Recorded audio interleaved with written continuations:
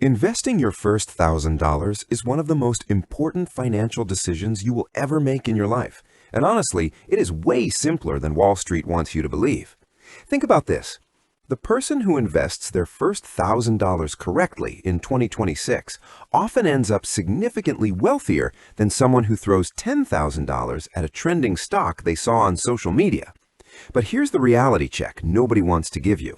Your $1,000 might actually not be ready to invest yet. If you skip the boring step I'm about to show you, you're basically trying to build a house without a foundation, and you will lose money before you even get started. Welcome to the EconScope. Today, we are breaking down the exact step-by-step blueprint for investing your first $1,000 in 2026. I have spent over 50 hours researching the latest 2026 market outlooks, the impacts of the new One Big Beautiful Bill Act, OBBA, and professional asset allocations to ensure this is the only guide you'll ever need. By the end of this video, you won't just have a general idea, you will have a realistic plan that has consistently beaten 90% of professional money managers. We're also going to answer three massive questions. What must you do before you touch the stock market? Which specific account will save you thousands in taxes? And exactly which funds should you buy to ride the 2026 AI supercycle? Stick around until the end because I'll reveal a secret government deposit that could put an extra $1,000 into a family account for free. Step 1. The financial house rule. Why do nearly 40% of adults fail as investors before they even start? It's because they can't cover a simple $400 emergency without borrowing money. Imagine you invest your $1,000 today, and 3 months from now, your car breaks down or your boiler explodes. If you don't have cash set aside, you'll be forced to sell your investments at the worst possible time just to pay the bill. And here's the cruel irony. The market will probably be down when you need that money most, so you'll sell at a loss and swear off investing forever because you think it doesn't work. Before you put a single cent into a stock, you need your financial house in order. First, you need an emergency fund of at least 1 to 3 months of basic expenses. In 2026, you shouldn't just keep this in a regular checking account where it earns nothing. You should put it in a high-yield savings account. While traditional accounts pay almost zero, an HYSA in 2026 can pay you 4 to 5% interest just for letting your money sit there. Second, we have to talk about the elephant in the room, credit card debt. If you are carrying a balance on a card charging you 20% or 25% interest, then investing your $1,000 in the stock market is mathematically a losing move. The stock market historically returns about 10% per year on average, but your credit card is charging you 25% guaranteed.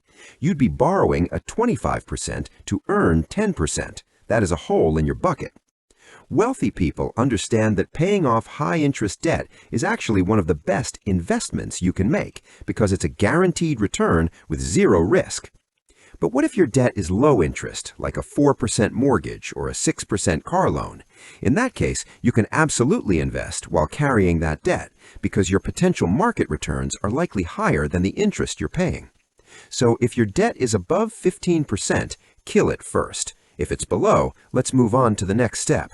But wait, did you know the government just changed the rules on how much of your own money you actually get to keep? Step 2. Choosing the right bucket or tax optimization. Did you know that the type of account you choose is almost as important as what you actually buy?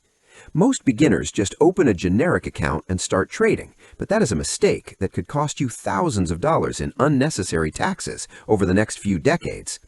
In 2026, you have two main choices for your first $1,000, a Roth IRA or a taxable brokerage account. For most of you watching, the Roth IRA is the most powerful wealth-building tool available. Here's how it works.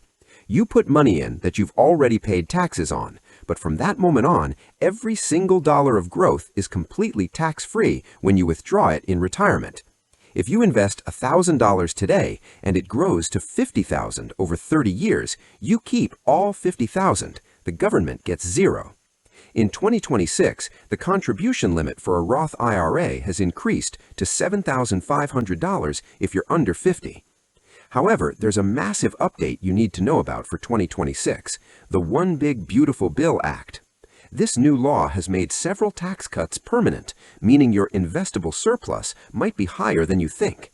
For example, if you have children born between 2025 and 2028, the government has introduced Trump accounts. These accounts come with a one-time $1,000 federal deposit for eligible children. It's essentially free money to jumpstart the American dream for the next generation. You can open these starting July 4th, 2026, and the funds must be invested in U.S. index funds. If you need your money before retirement age, then a regular taxable brokerage account might be better. There are no age restrictions on withdrawals and no contribution limits. The trade-off is that you'll owe capital gains taxes on your profits. But regardless of which account you choose, the real question is, what do you actually buy with that $1,000 to ensure it doesn't vanish in a market dip? Step 3. The 2026 Core and Satellite Portfolio. Do not, and I cannot stress this enough, buy a stock just because your cousin mentioned it at a barbecue or because it's trending on Reddit. Day trading with your first $1,000 is like taking your rent money to Las Vegas and putting it all on red. Successful long-term investors know that boring wins. The strategy that has created more millionaires than any other is the 3-fund portfolio. And in 2026, we're going to tweak it to capture the AI supercycle while staying safe. Here is exactly how I would allocate that $1,000 if I was starting from scratch today. First, $400 to $600, 40 to 60%, goes into a core U.S. total stock market or S&P 500 index fund. Popular examples are VOO, Vanguard S&P 500, or VTI, Vanguard Total Stock Market. This gives you ownership in hundreds or thousands of the most successful companies in America: Apple, Microsoft, Amazon, and Google. You're essentially betting on the entire American economy, which historically returns about 10% per year. Second, $200 to $300, 20 to 30%, goes into a growth satellite to capture the AI supercycle. J.P. Morgan research shows that AI investment is set to continue relentlessly in 2026, spreading from tech into healthcare, logistics, and utilities. To capture this, look at funds like QQQM, NASDAQ 100, which is heavily weighted toward tech leaders like NVIDIA. Third, $100 to $200, 10 to 20%, goes into an income satellite for stability. A fund like SCHD, Schwab U.S. Dividend Equity, focuses on companies with high-quality dividends and strong balance sheets. In 2026, SCHD yields around 3.8%, giving you a defensive buffer even if the market gets volatile. Finally, keep about $100, 10%, in a money market fund or cash. Something like SPAAX from Fidelity currently offers high interest and gives you dry powder to buy more stocks if the market dips. By following this core and satellite model, you're diversified, you're protected, and you're positioned for growth. But where exactly do you go to open these accounts? There are dozens of apps, and some of them are setting traps for beginners. Step 4. Picking your platform. What to look for in 2026. Which app should you use? The answer depends on how hands-on you want to be. In 2026, the brokerage landscape is incredibly competitive, so instead of looking for a specific name, you should look for 3 key types of features that fit your investing style. First, if you want a comprehensive professional experience, look for a platform that offers fractional shares and has no account minimums. This is vital for your first $1,000 because if a high-priced stock or ETF costs $500 and you only want to invest $100, these platforms let you buy just that slice of a share. You should also ensure the platform provides 24/7 customer support so you can get help whenever you need it. Second, if you want to grow your knowledge as you grow your wealth, prioritize a platform with robust educational resources. The best brokerages in 2026 offer comprehensive learning libraries, live coaching, and advanced research tools to help beginners transition into confident investors. Finally, if you prefer a mobile-first experience, look for apps that offer contribution matches. Some modern, easy-to-use apps will actually add an extra 1 to 3% to your IRA contribution for free in 2026. This is essentially a guaranteed bonus on top of your $1,000 investment. But remember this, no matter which platform you pick, the software isn't what makes you rich, it's the system you set up inside the app. And that brings us to the final, most critical step that separates the millionaires from the dreamers. Step 5, the wealth machine, automation and DCA. The $1,000 you put in today isn't actually about the $1,000. It's about building the system that runs on autopilot. Most people fail because they try to mind the market. They wait for a dip that never comes, or they panic and sell when prices drop. The secret to great investing is doing nothing, literally. Fidelity once found that their best-performing accounts belonged to people who had simply forgotten they had an account at all. This is where dollar-cost averaging and automation become your best friends.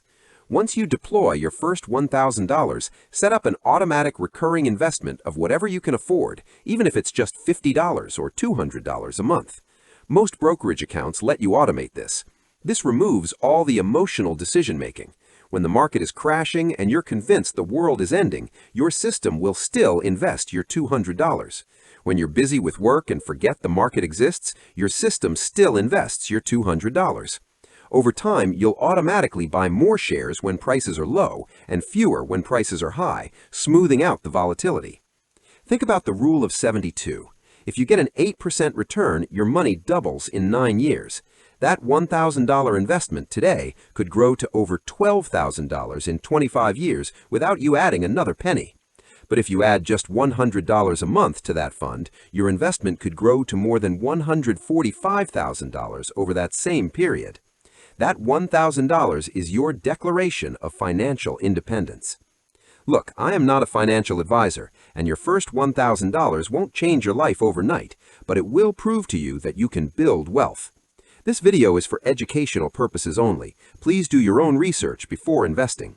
But 30 years from now, you'll look back at today as the day everything shifted, the day you stopped making excuses and started building the future you actually want. If you found this guide helpful, please hit that like button and subscribe to our channel. If you're still feeling nervous about the economy, you should watch our other video, 10 Money Lessons I Wish I Learned When I Was Young. What are you planning to buy with your first $1,000? Let me know in the comments. I try to respond to as many as I can. Thanks for watching, and I'll see you in the next one.